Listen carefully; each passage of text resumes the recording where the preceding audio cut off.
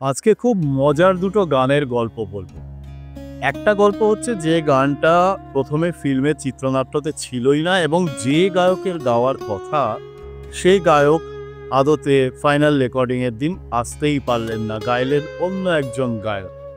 আর দ্বিতীয় গল্পটা হলো এমন একটা গল্প যে পাঁচতলা সিঁড়ি বেয়ে উঠতে উঠতে সুরকার বানিয়ে ফেললেন আস্ত একটা গানের সুর।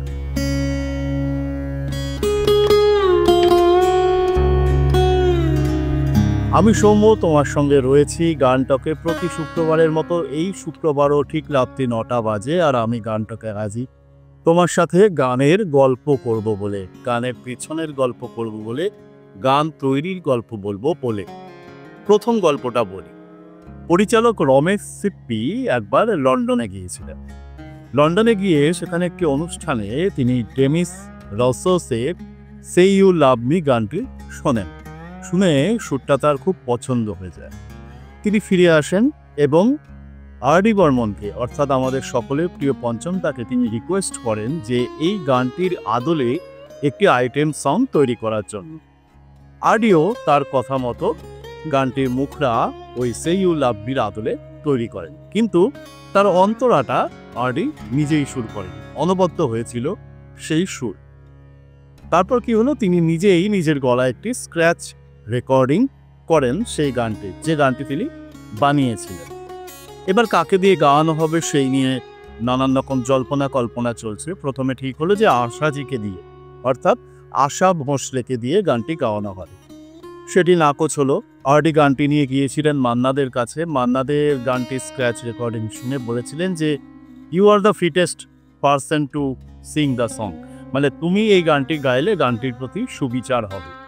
ইতিমধ্যে আর.ডির মামা নির্মল কুমার দাশগুপ্ত একবার বোম্বেতে আসেন। তখন বোম্বে, এখনকার মুম্বাই। সেখানে আসেন। আর.ডি খুব উৎসাহিত হয়ে সেই স্ক্র্যাচ রেকর্ডিংটি মামাকে শোনান। গানটি শোনার পরে নির্মল কুমার দাশগুপ্ত বলেন যে তুমি এই গানটি গাইলে খুব ভালো হবে, কারণ গানটি তোমার সাথে খুব ফিট করছে, গানটি তুমি গাও। অবশেষে ঠিক হয় গানটি গাইবেন কিশোর কুমার। আর.ডির গাওয়ার কথাই নয়, একেবারেই কথা নয়, গানটি গাইবেন কিশোর কুমার, এটা ঠিক হলো। এবং ফাইনাল রেকর্ডিং এর দিন কোনো একটা কারণে কিশোর কুমার উপস্থিত থাকতে পারলেন না।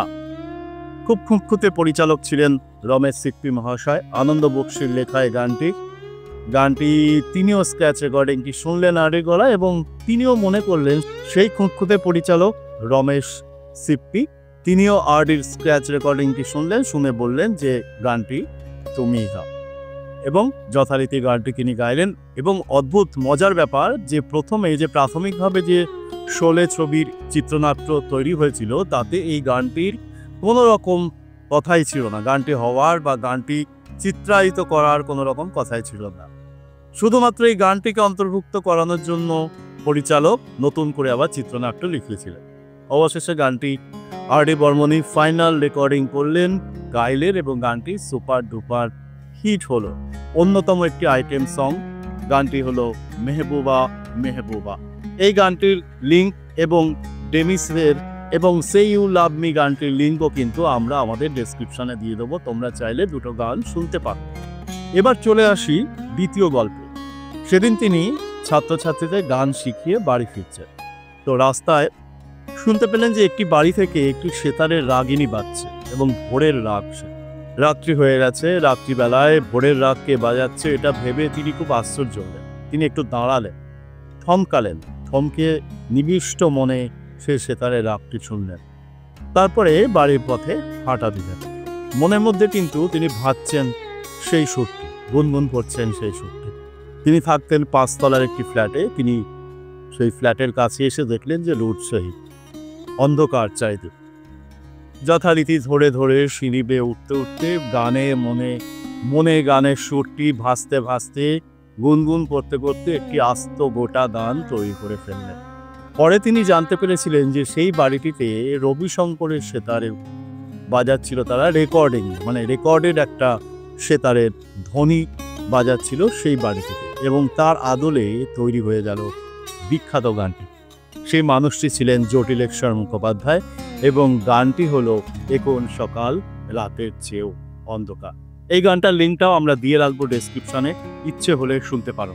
কেমন লাগছে গানটক অবশ্যই কিন্তু আমাকে জানিও, অবশ্যই কিন্তু কমেন্ট করো। যদি ভালো লেগে থাকে আমাদের এই ভিডিও, আমাদের এই প্রচেষ্টা, তাহলে আমাদেরকে উৎসাহিত করার জন্য, অনুপ্রেরণা দেওয়ার জন্য অবশ্যই কিন্তু এই ভিডিওগুলো বন্ধুবান্ধব আত্মীয় স্বজনদের মধ্যে শেয়ার করো। আমি সৌম্য কথা দিচ্ছি পরের শুক্রবার ঠিক রাত্রি 9টায় ফিরে আসবো, কিন্তু পরের শুক্রবার থাকবে চমক। সেদিনকে অন্যরকম গল্প হবে, অন্যরকম আড্ডা হবে তোমার সাথে।